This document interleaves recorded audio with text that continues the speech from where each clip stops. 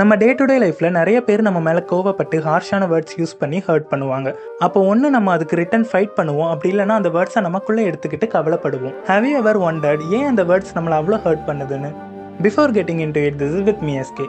ஒரு நாள் ஒருத்தையும் புத்தரை பார்க்க அவரோட ஆலயத்துக்கு வரான். அவன் ரொம்ப கோவமா வரத மற்ற துறவிகள்லாம் ரொம்ப ஷாக் ஆகி பார்க்குறாங்க. அவனும் புத்தர் முன்னாடி போய் நின்றுட்டு கோவத்துல நிறைய ஹார்ஷான வார்த்தைகளை விடுறான். But Buddha state com.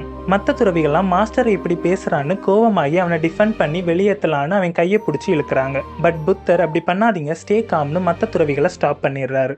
புத்தர் ஏதாச்சும் ரியாக்ட் பண்ணுவார்னு அவனும் விடாம கத்திக்கிட்டே இருக்கான். But Buddha state completely com and unaffected. அப்புறம் புத்தர் எந்த ரியாக்ஷனும் கொடுக்கலன்னு கத்திட்டே அங்கிருந்து கிளம்பிடுறான். அவன் போனதுக்கு அப்புறம் எல்லாரும் நீங்க ஏன் எல்லாத்தையும் சகிச்சுக்கிட்டீங்க, எங்களையும் எதுவும் பண்ண விடலன்னு புத்தர் கிட்ட கேட்கறாங்க. அதுக்கு புத்தர் ஸ்மைல்ட் அண்ட் ரிப்ளைட், உங்களுக்கு யாராச்சும் கிஃப்ட் கொடுத்து அதை நீங்க அக்செப்ட் பண்ணலன்னா அது யாருக்கு சொந்தம்? எவ்ரிஒன் ரிப்ளைட், கிஃப்ட் கொடுத்த பர்சனுக்கு.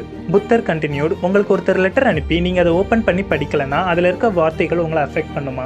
எவ்ரிஒன் ரிப்ளைட், அஃபெக்ட் பண்ணாது. Then Buddha said, follow this every time when you are insulted. நம்மளால மற்றவங்களை இப்படி பேசாதீங்கன்னு கண்ட்ரோல் பண்ண முடியாது, but we can control our reaction to that action. Remember, insult only hurts you if you accept it.